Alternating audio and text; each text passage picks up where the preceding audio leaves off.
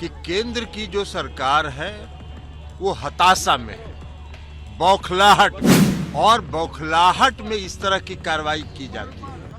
आखिर लोकतंत्र है, उसकी कोई प्रक्रिया होती है। ये जाहिर है कि जो केंद्र की सरकार है वो सीबीआई का, ईडी का, इनकम टैक्स का इस्तेमाल राजनीतिक कारणों से कर रही है। 10 घंटा के अंदर सारी प्रक्रिया पूरी कर ली जाए तो इससे साफ झलक रहा है कि इसमें केंद्र सरकार की कहीं न कहीं भूमिका है। भूमिका जो निभाया है केंद्र सरकार ने वो बौखलाहट में निभाया है। वो हताश हो चुके हैं।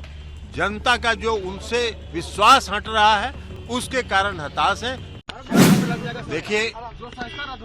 देखिए राहुल गांधी जी के संबंध में हड़बड़ी में 24 घंटे के अंदर जिस प्रकार से फैसला लिया गया है वह इसको दर्शाता है कि केंद्र की जो सरकार है वो हताशा में है, बौखलाहट में, और बौखलाहट में इस तरह की कार्रवाई की जाती है।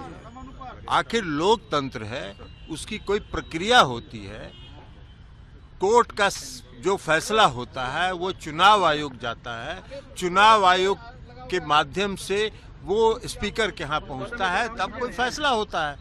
अब ये 10 घंटा के अंदर सारी प्रक्रिया पूरी कर ली जाए तो इससे साफ झलक रहा है कि इसमें केंद्र सरकार की कहीं न कहीं भूमिका है, सक्रिय भूमिका है, और यह भूमिका जो निभाया है केंद्र सरकार ने वो बौखलाहट में निभाया है। वो हताश हो चुके हैं। जनता का जो उनसे विश्वास हट रहा है उसके कारण हताश है। लेकिन वो चिंता नहीं करें, इस देश की जनता बहुत सजग है, सब देख रही है। 2024 में एक एक उनके कदम का हिसाब लेगी। वही तेजस्वी यादव जी के बारे में वही हो रहा है। आप एक बात बताइए ना कि जिस बात की वो चर्चा कर रहे हैं कि 2008 में कंप्लेन हुआ तो 2008 से 2014 तक आप कह सकते हैं कि भाई यूपीए की सरकार थी, कार्रवाई नहीं हुई। लेकिन उस समय भी जांच हुई, सीबीआई ने उस फाइल को बंद कर दिया। लेकिन 2014 से तो आपकी सरकार थी, अगर उसमें कुछ साख था तो क्यों नहीं कर रहे थे?